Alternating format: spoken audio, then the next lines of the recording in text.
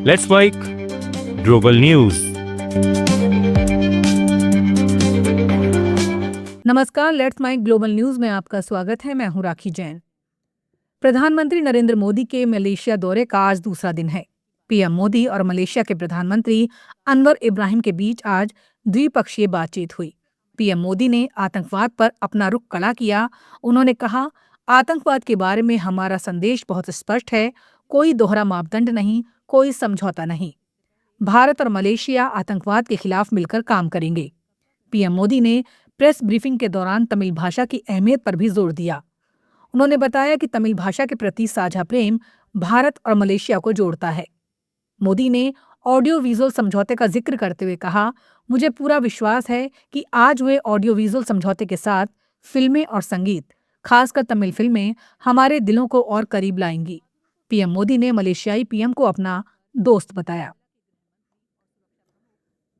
रूस की military intelligence agency GRU के deputy head lieutenant general Vladimir Alekseyev पर गोली चलाने के आरोपी को दुबई में हिरासत में लिया गया है। बाद में उसे रूस को सौंप दिया गया।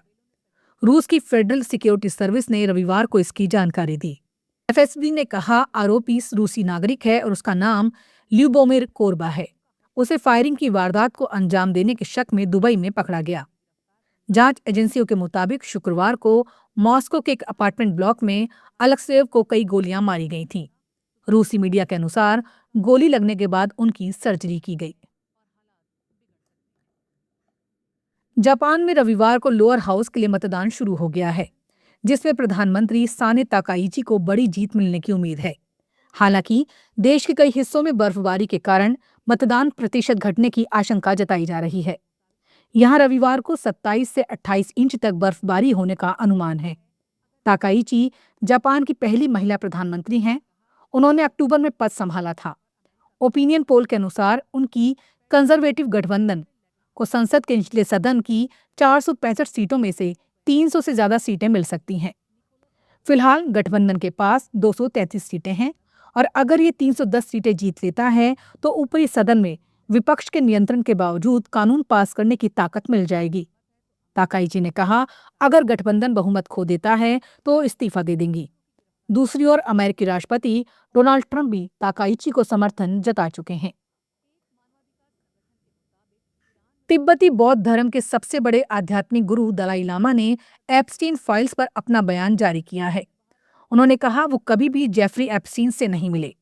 दलाई लामा के कार्यालय की ओर से रविवार को जारी एक प्रेस विज्ञप्ति में कहा गया, हाल की कुछ मीडिया रिपोर्ट्स और सोशल मीडिया पोस्ट्स में एप्स्टीन फाइल्स को लेकर ये दलाई लामा को जेफरी एप्स्टीन से जोड़ने की कोशिश की जा रही है।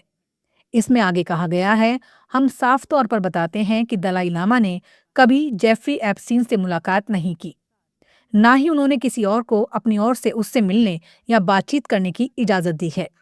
दरअसल पिछले कुछ दिनों में कुछ सोशल मीडिया पोस्ट और कुछ मीडिया रिपोर्ट्स में दलाई लामा को अमेरिकी अपराधी जेफरी एप्स्टीन से जोड़ा जा रहा था। इसी संबंध में अब दलाई लामा के कार्यालय ने आधिकारिक बयान जारी किया है। बांग्लादेश की जेलों में बंद कैदियों के साथ व्यवहार पर एक बार फिर सवाल खड़े हो गए हैं। अवामी लीग के वरिष्ठ नेता, पूर्व मंत्री और सांसद रहे रमेश चंद्र सेन की शनिवार रात न्यायिक हिरासत में मौत हो गई। वो करीब 18 महीने से जेल में थे और लंबे समय से बीमार चल रहे थे। परिवार का आरोप है कि गंभीर स्वास्थ्य समस्याओं के बावजूद उन्हें पर्याप्त इलाज नहीं मिला और बार बार स्वास्थ्य आधार पर जमानत की मांग खारिज की जाती रही। अधिकारियों ने मौत की वजह बीमारी बताई है। रमेश चंद्र सेन की तबीयत जेल में रहते हुए लगातार बिगड़ती गई। परिजनों के मुताबिक उन्हें कई बीमारियां थी और नियमित चिकित्सा देखभाल की जरूरत थी। परिवार का कहना है, उन्हें नाजुक हालत के बावजूद हिरासत में रखा गया। रूस के उफा शहर में हुए एक हमले में 4 भारतीय छात्र घायल हुए हैं। ये जानकारी रूस में भारत के दूतावास ने दी है। भारतीय दूतावास ने एक्स पर पोस्ट किया, उफा में हमले की एक दुखद घटना हुई है। 4 भारतीय छात्रों सहित कई लोग घायल हुए हैं। भारतीय दूतावास ने बताया, अधिकारी घायल छात्रों की मदद के लिए उफा जा रहे हैं। शुरुआती रिपोर्टों के अनुसार गणराज्य के उफा में स्टेट मेडिकल यूनिवर्सिटी के एक हॉस्टल में चाकू लिए एक किशोर घुस गया और उसने वहां रहने वाले छात्रों पर हमला किया। ग्लोबल न्यूज में फिलहाल इतना ही। देखते रहिए, सुनते रहिए लेट्स माइक। नमस्कार। आप सुन रहे थे let's mind more than radio. Follow कीजिए हमें हमारे सोशल मीडिया प्लेटफॉर्म्स पर।